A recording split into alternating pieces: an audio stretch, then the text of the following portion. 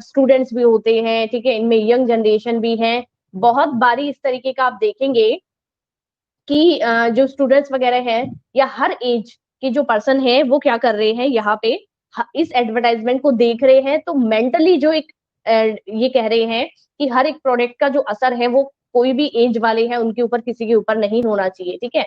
तो आप इसको सोडे के रूप में एडवर्टाइज कीजिए, जो भी प्रोडक्ट है जिसको भी है जिस तरीके से है वो यूज करे भले ही, पर गवर्नमेंट इस तरीके से उनको कंट्रोल रखती है, इतना उनको राइट नहीं दिया जाता कि आप प्रोडक्ट को डायरेक्टली एडवर्टाइजमेंट करो और जो भी प्रोडक्ट है उसके बारे में इस तरीके से एडवर्टाइजमेंट करो। नहीं, उनको बहुत बारी सोडे के रूप में मतलब हमेशा सोडे के रूप में ही अपन देखेंगे इस तरीके के एडवर्टाइजमेंट को, ठीक है। तो ये आपको बिल्कुल रेड बुल वगैरह का भी आता है, एनर्जी ड्रिंक को शो करते हैं, बिल्कुल बिल्कुल एनर्जी ड्रिंक के रूप में शो करते हैं इस तरीके की, ठीक है। और पर जो मतलब ये कहा जाता है इस तरीके के प्रोडक्ट को जो यूज करते हैं उनको इनके बारे में आइडिया होता ही होता है, ठीक है। जैसे कि बहुत बार आप देखेंगे सिगरेट वगैरह इन सब का एडवर्टाइजमेंट है तो वो कभी भी गवर्नमेंट इस चीज को नहीं करती। आप एटलीस्ट थिएटर में जब मूवी देखने जाते हैं तो भी आपको बार बार ही, जैसे आप कह रहे थे मैम वो मुकेश वाला एडवर्टाइजमेंट मंथन, तो इसमें आप देख लीजिए कि आपको बिल्कुल बताया जाता है कि अगर आप इस तरीके के प्रोडक्ट को यूज कर रहे हैं अपनी डेली रूटीन लाइफ में तो आपके ऊपर क्या असर होगा, ठीक है। इस तरीके की बहुत सारी जो डिजीज है वो आपको फेस करनी पड़ सकती है, फिर भी जो इन प्रोडक्ट को यूज करता है वो करेगा ही करेगा। तो गवर्नमेंट कह रही है कि हम आपको सिर्फ और सिर्फ क्या कर सकते हैं, बता सकते हैं कि इनका जो नेगेटिव इफेक्ट है वो क्या है। इसके बाद भी अगर इन प्रोडक्ट को आप यूज कर रहे हो तो वो आपकी खुद की जिम्मेदारी होगी, ठीक है। तो आपकी जो एडवर्टाइजमेंट टेक्निक है वो हुई कंप्लीट। एक बारी बिना बुक को देखे हुए मेरे साथ साथ आप रिपीट करेंगे, ठीक है। एक सेकेंड जी।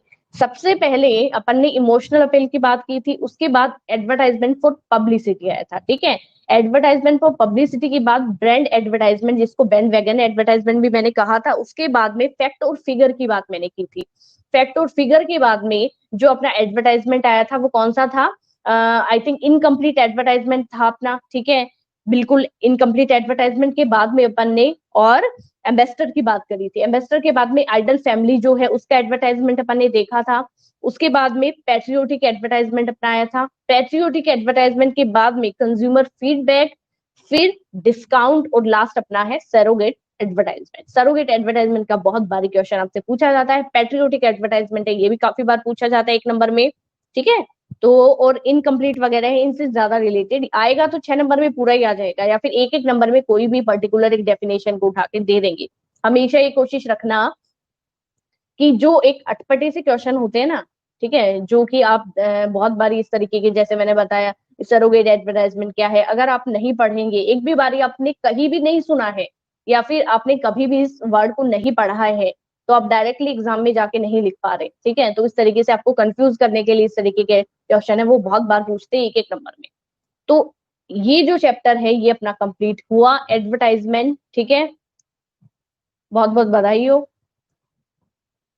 उसके बाद में यहाँ पे इस चैप्टर से रिलेटेड जो भी आपके डाउट्स वगैरह हैं वो आप पूछ सकते हो, किसी को भी अगर है, और नहीं है इट मीन्स आप बहुत इंटेलिजेंट है सब, और फिर मैं आपको पूछूंगी,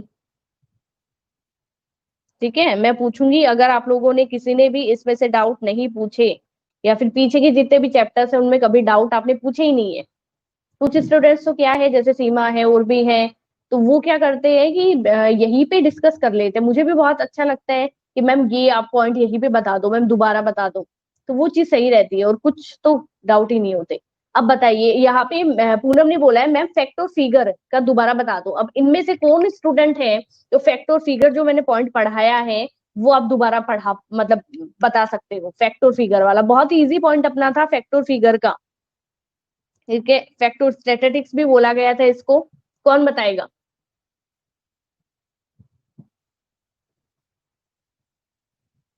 कोई है यहाँ पे ऐसा कि भाई मैम फैक्ट और फिगर को मैं बता सकता हूँ।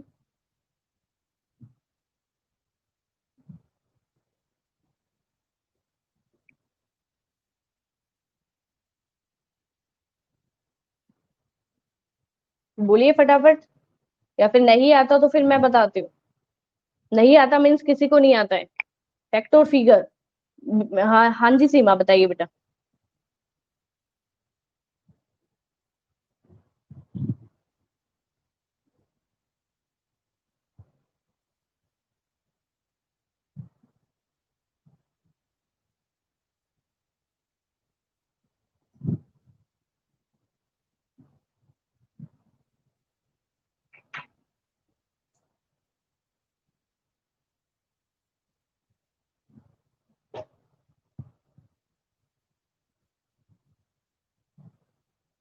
शॉर्ट में टाइप कर दो, वरना बहुत ज्यादा टाइम लगेगा।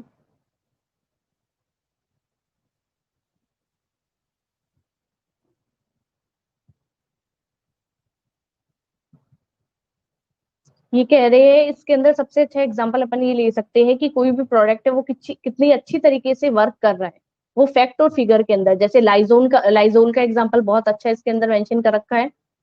मैम किसी भी प्रोडक्ट के फैक्ट देखना, जैसे कि कोलगेट है, बिल्कुल सही है। ठीक है, इसके अलावा कोलगेट में ये कह रखा है कि आप इस तरीके से एडवर्टाइजमेंट को शो कर रहे हो, आप इस तरीके से अपने प्रोडक्ट को सच बता रहे हो कि आपका प्रोडक्ट कितनी अच्छी तरीके से वर्क कर रहा है। वो आप नहीं कह रहे, वो कह रहे हैं 70% डेंटिस्ट है वो रिकमेंड कर रहे हैं कोलगेट को, ना कि आप कर रहे हो। ठीक है, इसके अलावा लाइजोल में कह रखा है 99.9% जर्म्स प्रोटेक्शन का काम करता है लाइजोल, जो फ्लोर क्लीनर भी कहा जाता है जिसको। और कोई इसका मतलब यहाँ पे प्रॉब्लम तो सबको ही है, पूछा खाली पूनम ने। इनकम्प्लीट इंफॉर्मेशन देना, बिल्कुल सही है। और मैम ये फैक्ट है, और ये एडवर्टाइजमेंट जैसे कि लाइव बॉय, बिल्कुल सही है।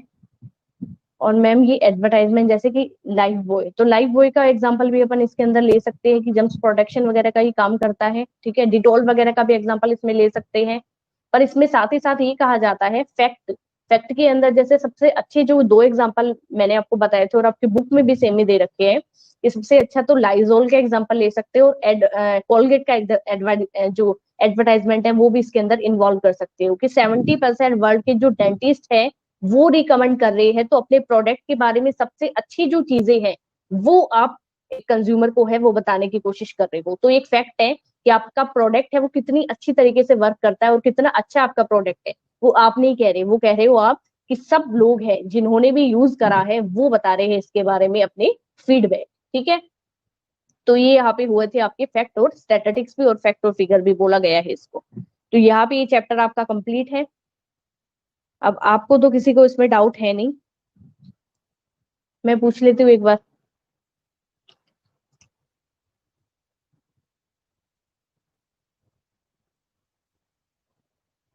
अब है, समझ आ गया है क्या पूरा चैप्टर? डाउट नहीं है कुछ?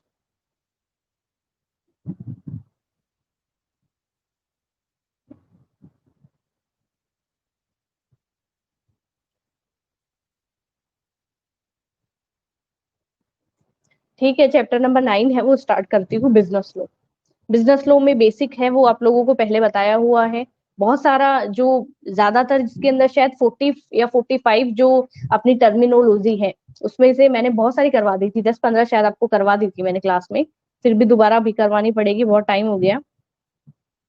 सबसे पहले ये बताओ कि बिजनेस लॉ में अपन बेसिक बेसिक जो चीजें मैंने बताई थी, किस किस को याद है क्या क्या इन्वॉल्व किया था? बताओ फटाफट।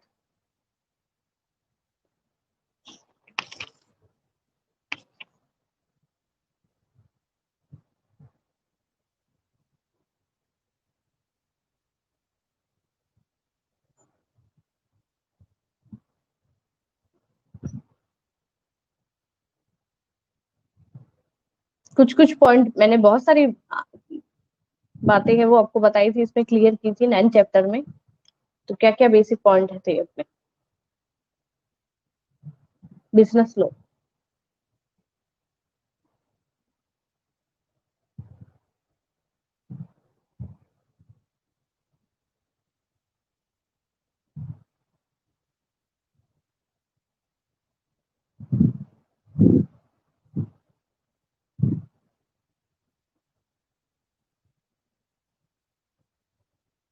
एग्रीमेंट, ठीक है।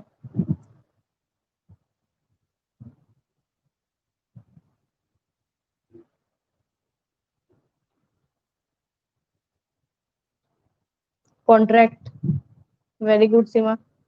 कॉन्ट्रैक्ट,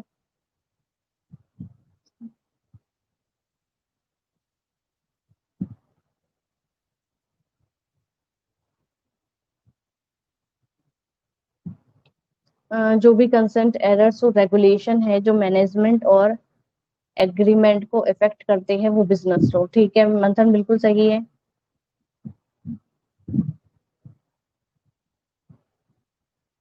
रूल और रेगुलेशन, सबसे मतलब ज्यादा यूज आने वाला यही पॉइंट है, रूल और regulation. Essential elements of a valid contract, क्या क्या एसेंशियल एलिमेंट्स रहेंगे इसके अंदर? अभी तक है ना रिप्लाई खाली सीमा का आया है, निकिता, मंथन और गगन, चार का ही रिप्लाई अभी तक आया है।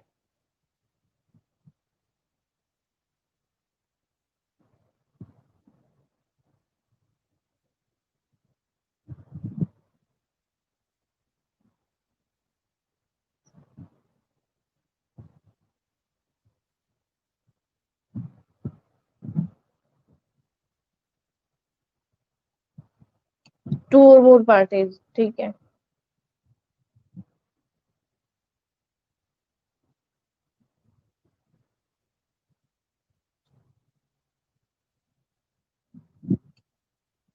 एग्रीमेंट। अच्छा ये बताओ एग्रीमेंट क्या है? Agreement,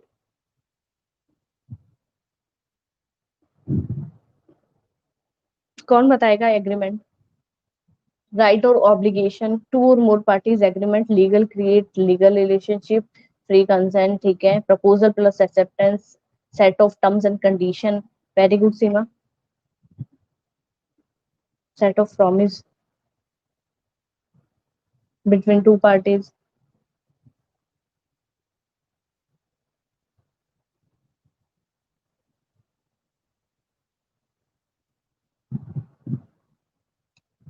one party offer second party accept, ठीक है।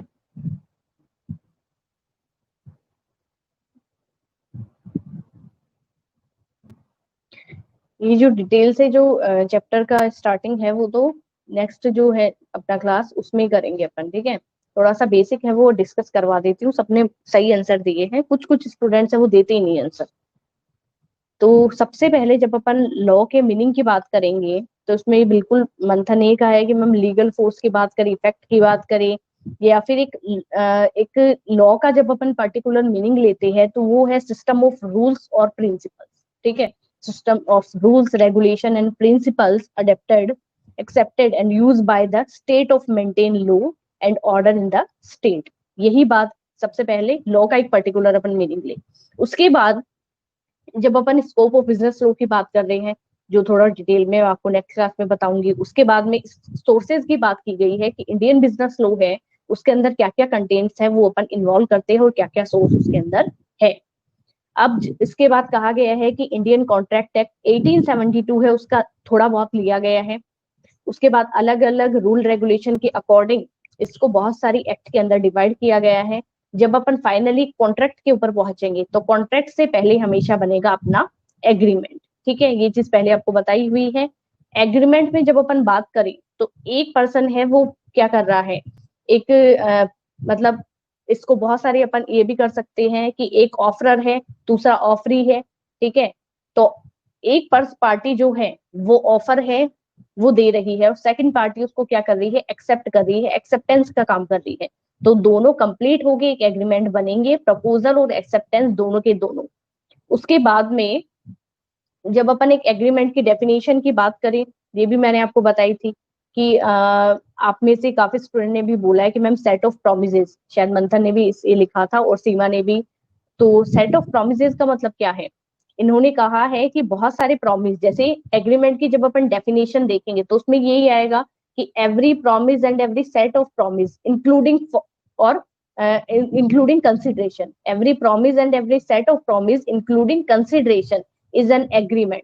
कंसिडरेशन का मीनिंग मैंने आपको बताया था, समथिंग इन रिटर्न, मतलब एक एक वर्ड है उसमें से बहुत सारे मीनिंग आएंगे अपने सामने। तो एक एक इसमें से जो वर्ड है वो आपको क्लियर होना बहुत जरूरी है। जब आप नोट्स में इसमें लिखेंगे ना 8th चैप्टर तक, अभी आपके पास आज सैटरडे है, पूरा संडे है, पूरा मंडे आपके पास रहेगा, बीएसटी की क्लास होगी ट्यूसडे को, 2 दिन बाद में मैं आपसे 8th तक के चैप्टर है उसकी जो अपना ग्रुप के अंदर, जैसे मैंने पहले आपके अंदर आपके लिए पीडीएफ वाला सिस्टम करा था कि आप होमवर्क भेजेंगे, वो ही सेम ट्यूसडे को रहेगा। 8th तक जो चैप्टर है वो कंप्लीट चाहिए मेरे को, कैसे भी करो, जिसने पहले की स्टार्टिंग नहीं करे हैं वो भी करेंगे, एक दूसरे की कॉपी लेके करो, चाहे पेजेस मंगवाओ।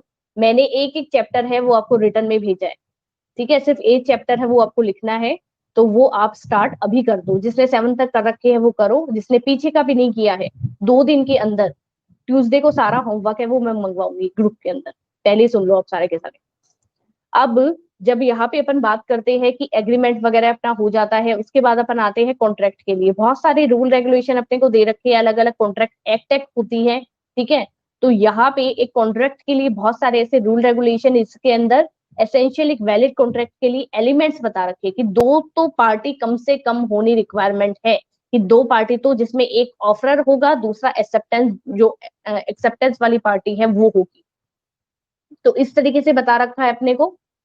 इसके अलावा जब अपन बात करते हैं यहाँ पे कि कौन कौन एक मतलब किसके अंदर एक कॉन्ट्रेक्चुअल कैपेसिटी होती है, ये कौन बताएगा कि कॉन्ट्रेक्चुअल कैपेसिटी है वो किस किस पर्सन के अंदर होती है कॉन्ट्रैक्ट को करने के लिए, बताइए।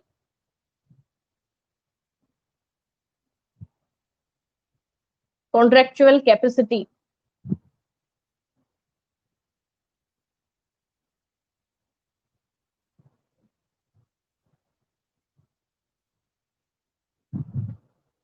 माइनर नहीं होना चाहिए, बिल्कुल सही है मंथन। Positive negative.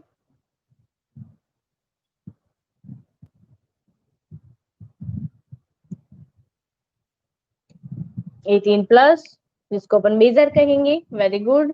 Unsound mind, very good. Not disqualified by any law, जिसको अपन क्या कह सकते हैं, जिसको अपन इंसॉल्वेंट पर्सन, इंसॉल्वेंसी कहते हैं ना, वो वाला कि दिवालिया घोषित हो रखा है, ठीक है, वो वाला भी होना चाहिए इसके अंदर, बिल्कुल सही है। लीगल होना चाहिए, बैंकक्रप्ट नहीं होना चाहिए, बिल्कुल सही है, जिसको अपन इंसॉल्वेंट पर्सन भी। तो इस तरीके की बहुत सारी अपने को कह रखा है कि जब अपन यहाँ एग्रीमेंट और कॉन्ट्रैक्ट पढ़ेंगे ना, अब पहली बात मैं बार बार आपको इसीलिए ये चीज कहती हूँ, कुछ स्टूडेंट को ऐसा भी लगता है, पर मैं बार बार यही इसीलिए आपको ये चीज कहती हूँ कि भाई कुछ चीजें क्या होती है, कुछ चीजें तो ऐसी है, जैसे कि 11th में कुछ चैप्टर आप पढ़ के आए हो, वो आपको 12th में कहीं देखने को नहीं मिल रहे, ठीक है। पर वो इसलिए पढ़ाना जरूरी था कि भाई आप डायरेक्ट 10th से जब आ रहे हो तो कॉमर्स में क्या क्या है वो बेसिक इंट्रोडक्शन जरूरी था। अब उसके बाद कुछ यहाँ पे ऐसे जो आप पढ़ते हो ना, कि आपने 11th में भी बहुत सारी बातें ऐसी पढ़ी है, या फिर 12th में भी आप बहुत सारे ऐसे टॉपिक्स पढ़ेंगे जो आपको लाइफ टाइम काम में आएंगे। ये जो मैं चैप्टर करवा रही हूँ, ये दोबारा मैं यही चीज कह रही हूँ कि ये आपके आगे जाके बहुत ज्यादा काम आने वाली चीज है, जो एक बार आप, और मेरे अकॉर्डिंग, मुझे नहीं पता कि भाई किस तरीके से आपका रहता है, पर मेरे अकॉर्डिंग जो भी लैंग्वेज मैं आप लोगों को पढ़ा रही हूँ, स्पेशली इस चैप्टर के लिए जो मैं पढ़ाऊंगी, वो मेरे अकॉर्डिंग सबसे इजी लैंग्वेज में मैं समझाने की कोशिश करती हूँ। तो इसलिए रेगुलर क्लासेस आप लो, और क्लासेस में ऐसा नहीं है लॉग इन कर लिया मैम को दिखाने के लिए, और हम as a attendee, as a student है वो वहां पे शो हो रहे हैं। ये आप लोगों के लिए ही है। बहुत सारे जो स्टूडेंट्स हैं वो तो मुझे रेगुलरली, उनका तो मुझे बताने की जरूरत नहीं है, वो बिल्कुल मतलब आराम से क्लासेस अटेंड करते हैं, रिप्लाई भी आता रहता है, फीडबैक वगैरह भी रहता है, ठीक है, बीच बीच में कांटेक्ट भी रहता है। पर कुछ स्टूडेंट्स हैं जो क्लास में दूर दूर तक जिनका कोई इन्वॉल्वमेंट ही नहीं है। तो आप बताइए क्या किया जाए। अलग से कोई उपाय तो है नहीं मेरे पास कि भाई एक एक वो, कि भाई ठीक है आप लोगों के लिए कुछ अलग है उनके लिए अलग, ऐसा नहीं होता, ठीक है। तो ये जो 9th का चैप्टर है ये आप अच्छे से पढ़ लोगे तो 10th भी सेम टू सेम ही है। तो अभी आज की क्लास तो मैं कंप्लीट करती हूँ, ठीक है, और 8th तक के जो चैप्टर हैं उनके नोट्स आप बिल्कुल अच्छे तरीके से लिखेंगे। 8th का ही बनाना है आपको, 7th तक तो बनाया हुआ है, इंपॉर्टेंस के जिसको थोड़ा बहुत इंपॉर्टेंस ध्यान में है वो तो सिर्फ पॉइंट पॉइंट ही मेंशन कर लेना, और जिसको ऐसा है कि नहीं थोड़ा कंफ्यूजन है वो दो दो लाइन उसके अंदर मेंशन करेंगे, ठीक है। बाकी 8th का है तो आप फटाफट लिख लो, और उसके बाद में होमवर्क की कॉपी है वो मंगवाने वाली हूँ, ठीक है। तो और कोई डाउट हो तो प्लीज आप बताइए।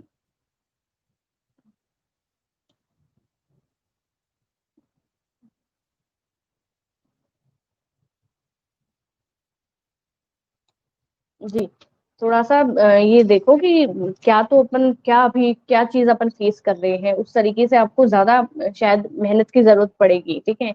ऐसा ये है कि एग्जाम कभी भी आगे पीछे नहीं, जो आपका पर्टिकुलर बोर्ड एग्जाम का जो डिसाइड है ना, वो अभी आप देख लो कि 21 से स्कूल्स वगैरह का तो आया ही है, उसके पहले बहुत सारे एग्जाम्स है, जैसे कि यूनिवर्सिटी ऑफ राजस्थान के एग्जाम्स है वो 19 से स्टार्ट होने वाली है, ठीक है। कि पहले ये था कि फर्स्ट ईयर की एग्जाम नहीं होगी, कैंसिल हो गई, सेकंड ईयर की नहीं होगी, कैंसिल होगी, फाइनल के एग्जाम सेंट्रल गवर्नमेंट ने बोला था कि इनको पास नहीं कर सकते, इनका तो अपने को क्या करने पड़ेगा, एग्जाम्स कंडक्ट करवाने ही है। तो अभी 19 से यूनिवर्सिटी ऑफ राजस्थान के एग्जाम्स है वो स्टार्ट है, ड्यू वालों की भी है और फाइनल ईयर के सभी स्टूडेंट्स को एग्जाम देनी पड़ेगी। चाहे कोई भी अपन सिचुएशन में हो, एग्जाम वगैरह कैंसिल नहीं होंगे, ठीक है। तो अब थोड़ा सा इस तरीके से अपना जो पढ़ाई है वो लेके चलो, और कुछ जो पढ़ने वाले बच्चे हैं वो तो थोड़ा सा इस तरीके से कि अपने को अपना रिजल्ट सुधारना है। ये नहीं है कि ठीक है क्लास ले ली,